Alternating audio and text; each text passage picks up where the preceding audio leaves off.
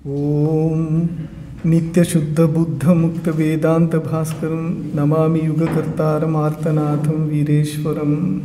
ओम जननीं शारदां देवीं रामकृष्णं जगद्गुरुं पादपद्मे तयोः श्रित्वा प्रणमामि मुहुर्मुहुः। আপনাদের সকলকে নমস্কার, স্বামীজিকে প্রণাম। আমি অনেক দিন ধরে আপনাদের এখানে অনেক অনুষ্ঠানগুলি হচ্ছে দেখছিলাম। খুব সুন্দর অনুষ্ঠান, খুব সুন্দর আশ্রম। স্বামীজি খুব খাটছেন, ব্রহ্মচারী মহারাজের খুব কষ্ট করছেন, আপনারা সবাই খাটছেন। আমি নিজে বললাম এখানে আসবো, মহারাজ খুব আনন্দিত হলেন। আপনাদের সামনে কয়েকটি কথা বলার ইচ্ছা হয়েছে। প্রথম কথা হলো, আমি বাংলা ঠিক বলতে পারবো না, তার জন্য ক্ষমা চেয়ে নিচ্ছি। আপনারা দয়া করে অ্যাডজাস্ট করে শুনে নেবেন। আজকের বিষয় শ্রদ্ধা। 1909 সালে শ্রী শ্রী মা শারদা দেবী যখন উদ্বোধনে ছিলেন, তখন ওনার শরীর খারাপ হয়। একজন ব্রাহ্মণ বৈদ্য এসে ওনার চিকিৎসা করেন। প্রতিদিন মা চিকিৎসার পর ওই বৈদ্য ব্রাহ্মণকে প্রণাম করতেন। অন্য ভক্তেরা বলতেন, মা কেন আপনি ওনাকে প্রণাম করছেন, আপনি ভগবতী স্বয়ং। মা বলতেন, না, উনি ব্রাহ্মণ, ঠাকুর ভাঙতে আসেননি, গড়তে এসেছেন। এইটার উপরে নির্ভর করে আজকে আমি কিছু কথা বলতে চাই, জাস্ট একটা নিবেদন। আমরা যেমন জানি আজকাল সর্বত্র অশ্রদ্ধা, সবাই সবার নিন্দা করে, বড় হোক ছোট হোক, কারু প্রতি সম্মান নেই, শ্রদ্ধা নেই। এটার ছোট্ট উদাহরণ দিতে হলে, গ্রামে দু চারটি ছেলে ক্রিকেট খেলছে, একটা কাঠি দিয়ে উইকেট বানিয়ে, আর ওইটুকু ছেলে বলছে এই তেন্ডুলকর হাতের ব্যাট ধরতেই জানে না, ঠিক শট মারতে জানে না।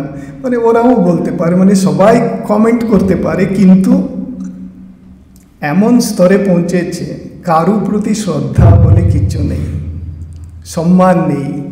এটার জন্যই কয়েকটা কথা বলবো। মা শারদা দেবী বলতেন, একটি ঝাড়ুকেও সম্মান দিতে হবে, ফেলে দিলে হবে না। যার যেটা প্রাপ্য তা তাকে দিতে হয়, মা বলেছেন। সেই জন্য ঝাড়ুকেও সম্মান দিতে বলেছেন। কিন্তু আজকালকার জগতের অবস্থা আমরা যা দেখি, প্রথমত যারা ব্রাহ্মণ তাদের তো নিন্দা হয়, যারা শিক্ষিত তাদের নিন্দা হয়, যারা দেশভক্ত তাদের নিন্দা হয়, সবারই নিন্দা। কোথাও সম্মান নেই। কেন? সম্মান না দিলে ওদের কিছু অসুবিধা হবে না, আমাদেরই অসুবিধা হবে। আমি ভাবছিলাম এই শ্রদ্ধা শব্দের বাংলা অ্যাকচুয়ালি কী হবে। আমি দুর্গানাথানন্দজি মহারাজকে জিজ্ঞাসা করলাম, না রেসপেক্ট ঠিক আছে, কিন্তু বাংলার চেয়ে শ্রদ্ধাটাই ঠিক। স্বামীজি বলেছেন অনুবাদ করা যাবে না। সেই জন্য মা বলেছেন, যদি শান্তি চাও কারু দোষ দেখবে না, দোষ দেখবে নিজের। কিন্তু আমরা চেষ্টা করলেও আমরা অপরের দোষই বেশি দেখি, নিজেদের দোষ দেখতে পারি না। এটা আমাদের স্বভাব হয়েছে। তার মানে কি আমরা কারু দোষ দেখবই না? মা ছেলে মেয়েদের দোষ দেখবে না? অবশ্যই দেখবে। ছেলে মেয়েদের ঠিক করার জন্য যা কিছু বলার বলতে হবে, কিন্তু তার মানে সবসময় অন্যদের সমালোচনা করতে থাকবো, সেটা ঠিক না। আমাদের একটা ওপিনিয়ন থাকে, কোনো বিষয় সম্পর্কে আমাদের ওপিনিয়ন থাকে, সেটা ঠিক আছে। কিন্তু যদি আমরা সব বিষয়ে আমাদের মতামত দিতে থাকি, ধরুন হার্ট সার্জারি, আমরা তার সম্বন্ধে কিছুই জানি না, আমরা ডাক্তার না, তবুও আমরা কিছু বলতে চাই যদি, সেটা ঠিক হবে না। সেইগুলি আজকাল খুব চলে। যারা কোনো ফিল্ডে কাজ করে যাচ্ছেন, তাদের অভিজ্ঞতা আছে, তাদের শিক্ষা আছে, তারা স্ট্রাগল করে যাচ্ছেন। আর এই যে ব্রাহ্মণেরই কথা যদি বলি, যুগ যুগ ধরে ওরা শাস্ত্রাধ্যয়ন ইত্যাদি করে অনেক কষ্ট করে আমাদের শাস্ত্র ইত্যাদি রক্ষা করে গেছেন। কারো প্রতি সম্মানে ওদের নিন্দা করে যাব, অপমান করে যাব, এইগুলি আমাদের দেশের একটি প্রথা হয়ে গেছে। শুধু ব্যক্তি না, তীর্থগুলিতে আজকাল নানা ধরনের মিউজিক বাজাচ্ছে ইত্যাদি, সর্বত্র একটা অশ্রদ্ধার একটা অ্যাটমসফিয়ার শুরু হয়েছে। সেইটার জন্য আমাদের প্রথম থেকে শুরু করি, কয়েকটি শ্লোক এনেছি। আমাদের বেদের প্রথম শিক্ষা হলো, যেমন আমরা সব জানি, মাতৃদেবো ভব, পিতৃদেবো ভব, অতিথি দেবো ভব, আচার্য দেবো ভব, এই চারটি। প্রথম কথা মাতৃদেবো ভব, তোমার পক্ষে যেন তোমার মা দেবতা হয়, এটাই অ্যাকচুয়াল ট্রান্সলেশন, ওটার অনুবাদ। মানে নিজের মাকে সমস্ত মায়েদের দেবী রূপে দেখবে, পিতাকে দেবতা রূপে দেখবে, অতিথিকে দেবতা রূপে। এইগুলি আমাদের শিক্ষা। আমাদের সংস্কৃতিতে, ভারতীয় ধর্মের সংস্কৃতিতে এই শিক্ষা প্রথম থেকে ছোট ছেলেদের শিক্ষা দেওয়া হয়, তোমরা সকলকে শ্রদ্ধা করবে।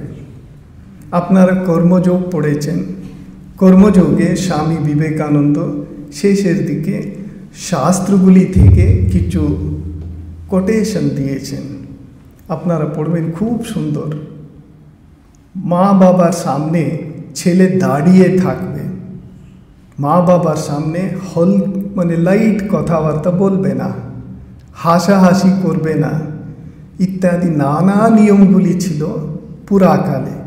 সেগুলিকে স্বামীজি উদ্ধৃত করে বলেছেন, কেন আজকালকার মানুষরাও সেগুলিকে পালন যেন করে। হ্যাঁ, মা বাবা নিজেদের তাদের সামনে ঠিক আছে, কিন্তু তবু এসব বললে একটু সম্মান দেবে।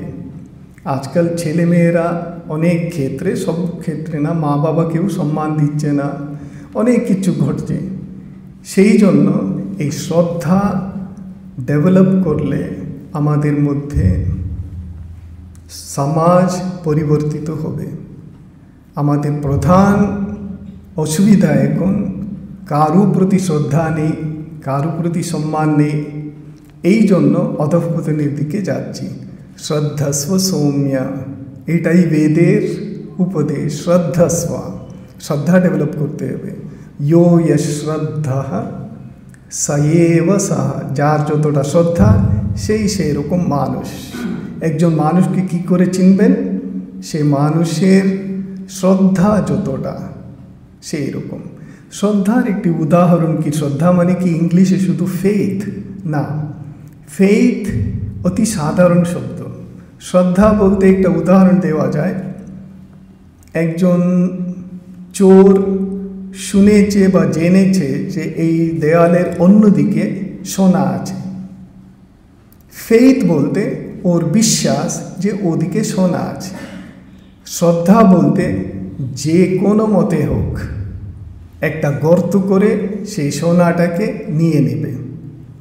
এটা হলো অন্তর, ফেইথ আর শ্রদ্ধার মধ্যে। শ্রদ্ধা বলতে ওই বস্তু লাভ হওয়া পর্যন্ত স্ট্রাগল করে যাওয়া। কিন্তু আমাদের সনাতন ধর্মের মূল তত্ত্ব হলো সাধারণ বিষয়বস্তুগুলোকে জয় করা না, হাইয়ার আইডিয়াল। সেই হাইয়ার আইডিয়াল মানে উচ্চ আদর্শকে আমরা যদি প্রাপ্ত করতে চাই, তার জন্য শ্রদ্ধা দরকার। আদৌ শ্রদ্ধা, আদৌ শ্রদ্ধা, প্রথম কথা যে কোনো শিক্ষার আগে শ্রদ্ধা। শ্রদ্ধা না হলে এগোতেই পারবো না। কেন? একটা পাত্র ভর্তি হয়ে থাকলে তাতে আর কিছু ভরা যাবে না, খালি পাত্রেই বিদ্যা হয়।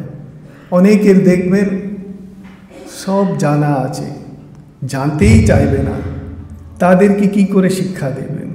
অনেক টিচারদের এই প্রবলেম আছে।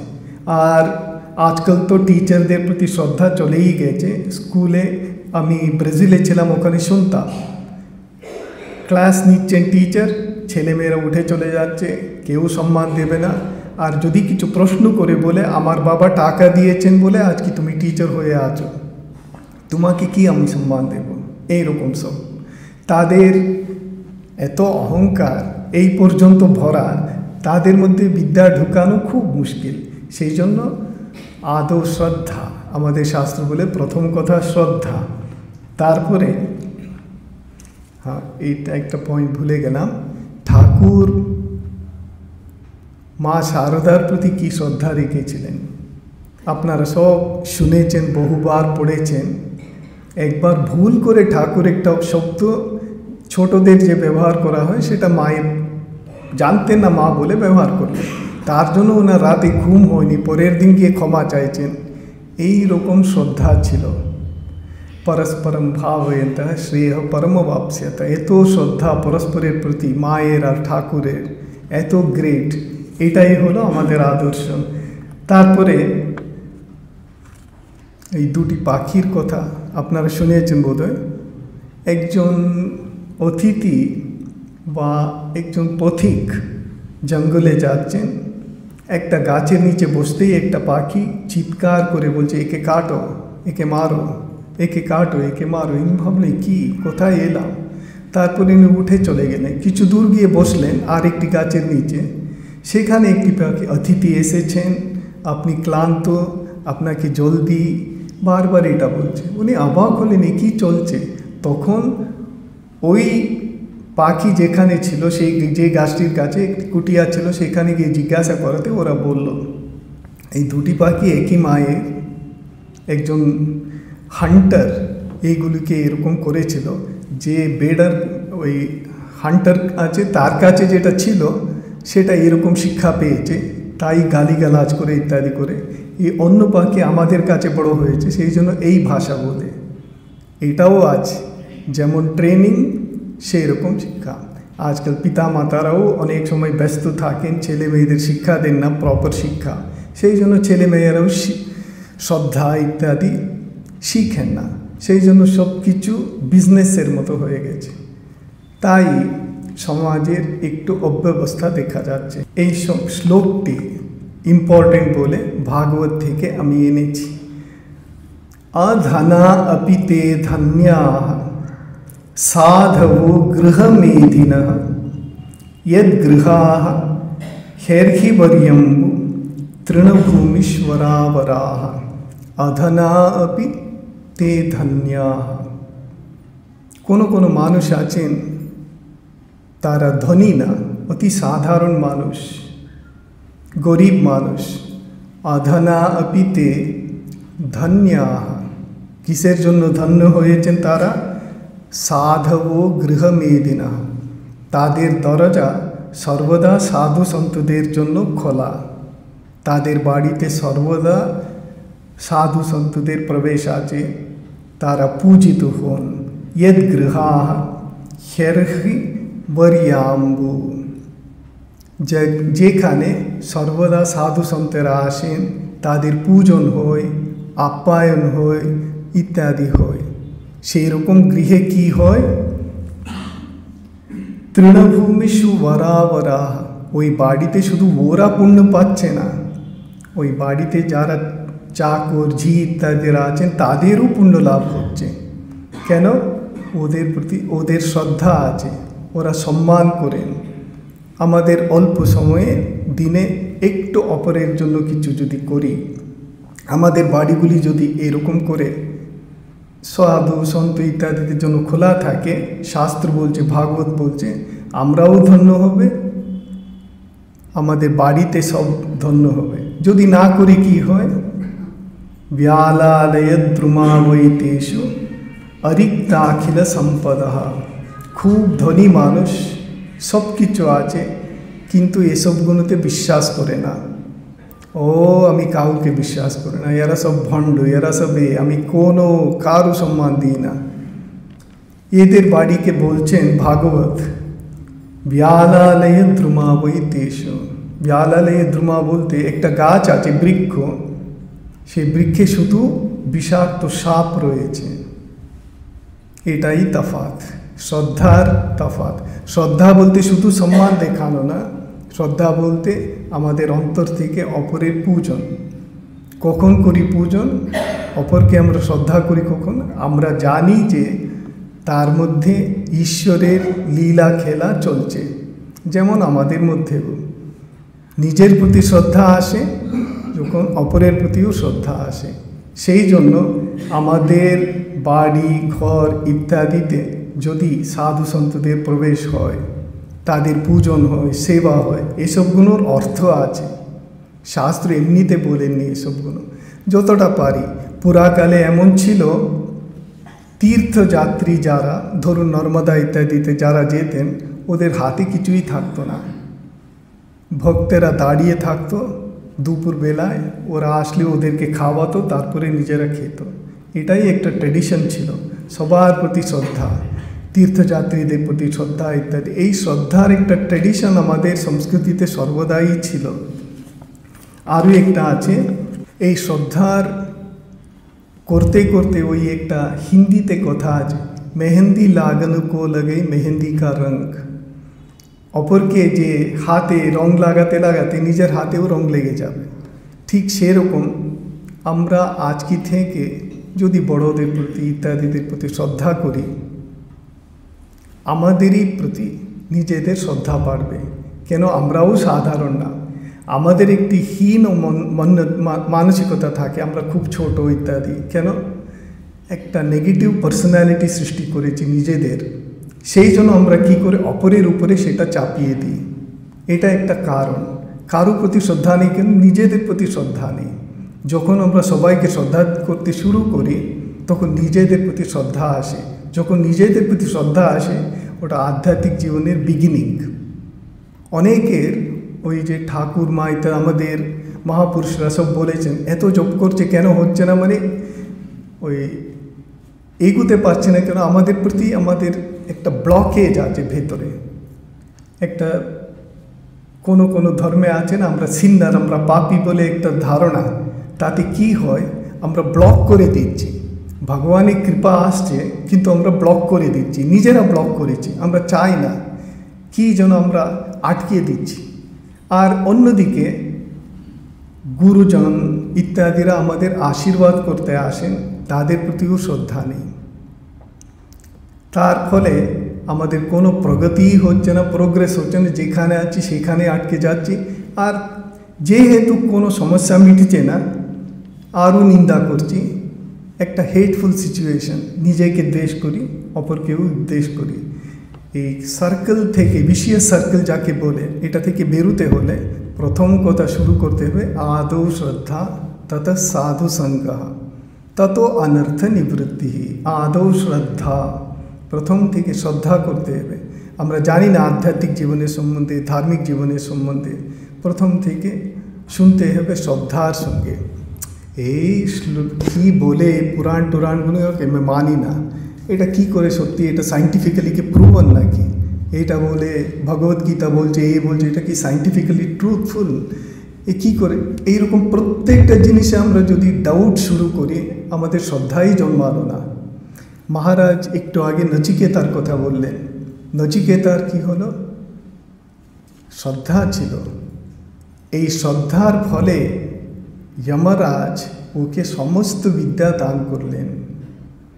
অনশনন অতিথি যমস্য, না খেয়ে 3 দিন ওখানে পড়ে আছেন।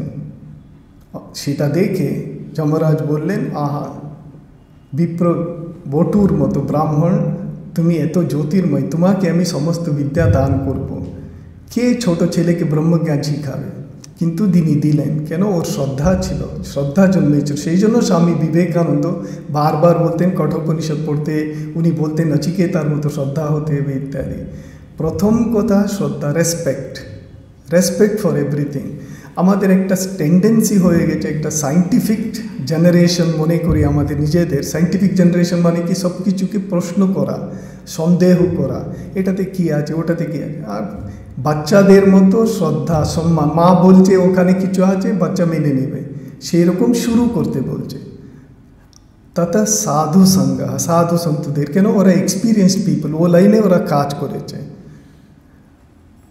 অনেক দিন স্ট্রাগল করেছেন, তার কাছে গিয়ে তাদের কাছে আমাদের শিখতে হবে। তারপরে অনর্থ নিবৃত্তি হবে। অনর্থ নিবৃত্তি মানে কি?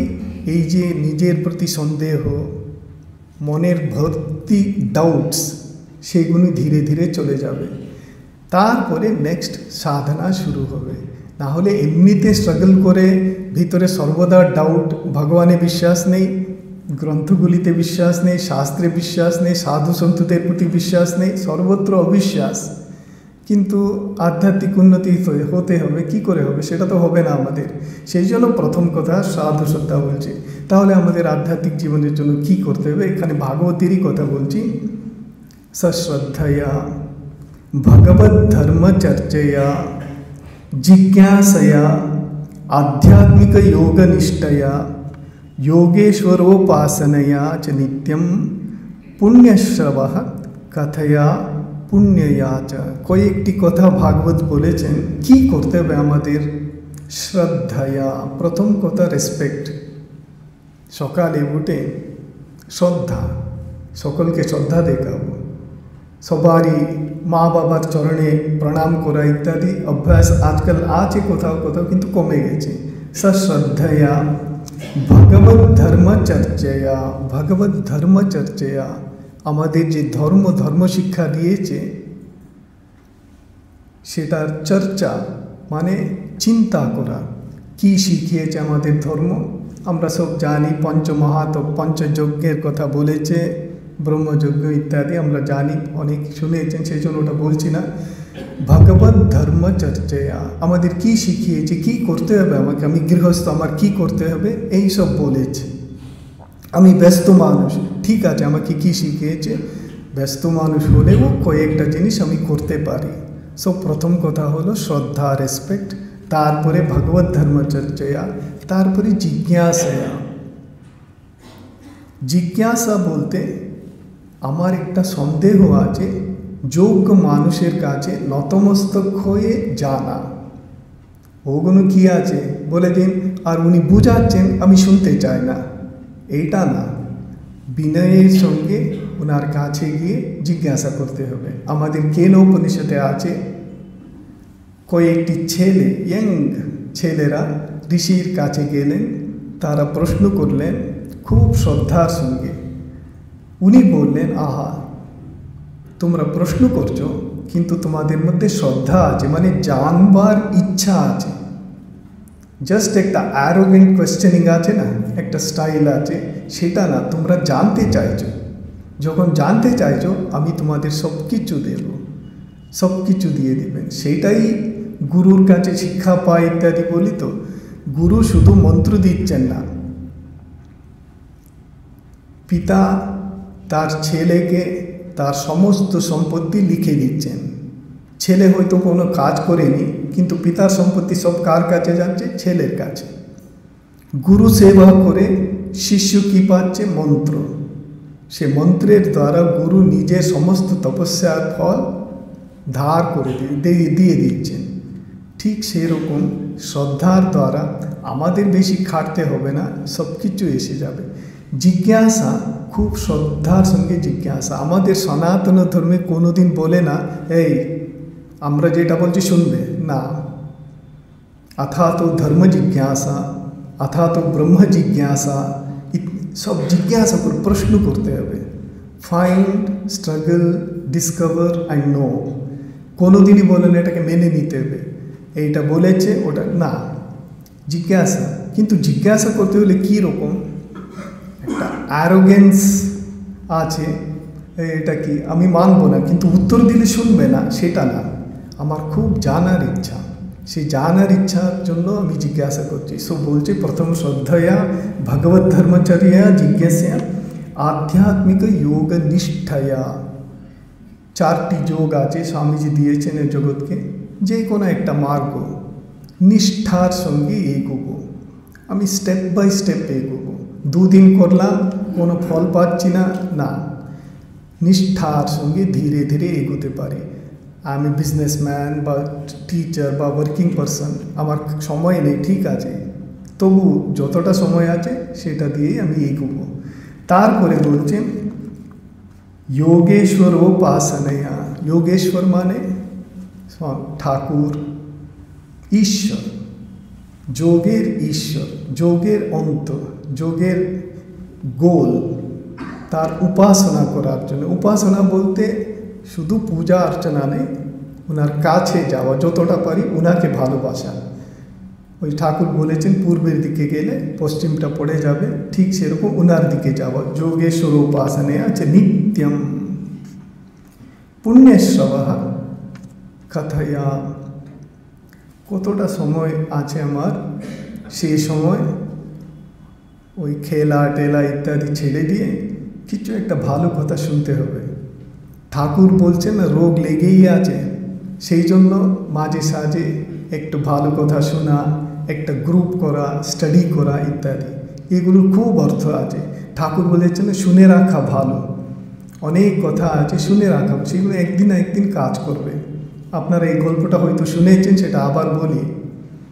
দুজন চোর পুরাকালে চুরি করতে যেত, আর রাজা কোতোয়াল ইত্যাদিদের পাঠাতেন, ধরতেই পারছেন না, কত চেষ্টা করছেন, হচ্ছে না। একদিন এই দুটি চোর যাচ্ছে, ওদের মধ্যে একটা আন্ডারস্ট্যান্ডিং আছে। ওরা বলেছে আমরা কোনোদিন ধার্মিক কথা শুনবো না, শুনলে ধার্মিক হয়ে যাব। সেই জন্য ওরা কী করতো, মন্দির ইত্যাদির কাছে গেলে কানে তুলো ভরে নিয়ে হাঁটত। সেই দিন হাঁটছে, হঠাৎ মন্দিরের কাছে একজন চোরের কান থেকে তুলো পড়ে গেল। হঠাৎ শুনছে ওখানে মন্দিরে একজন পাঠক না বাচক বলছে, জানেন তো ভূত বলতে তাদের পাগুলো উল্টো দিকে ঘোরা, আমাদের তো এইরকম থাকে, তো ওদের পা উল্টো দিকে, ভূতের পা সামনে আমাদের মানুষদের মতো না। ইমিডিয়েট উনি তুলে সঙ্গে সঙ্গে কানে তুলো লাগিয়ে নিল চোরটা, ওইটুকু শুনে নিল। ওখানে যখন চুরি করতে গেল, হঠাৎ দেখছে ওর দাদা যে বড় চোর, সে চিৎকার করছে চোর, ভূত ভূত বলে ভয়ে পালাচ্ছে। এ বলছে না না, ওরা ভূত না বলে এরা দুজনে ওই কোতোয়ালরা যারা ভূতের বেশ সেজে এসেছিল তাদেরকে মেরে ওদের তাড়িয়ে দিল। তখন এই জিজ্ঞাসা করল, তুই কী করে জানলি ওরা ভূত না?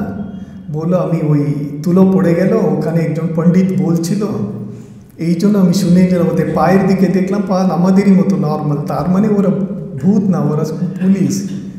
বললো তারপরে আমরা তাহলে আরও অনেক আইডিয়া পাবো, যাই আমরা তুলো এ করে দিয়ে মন্দিরে গিয়ে বসি। মন্দিরে গিয়ে বসে ওরা ধন্য হয়ে গেল।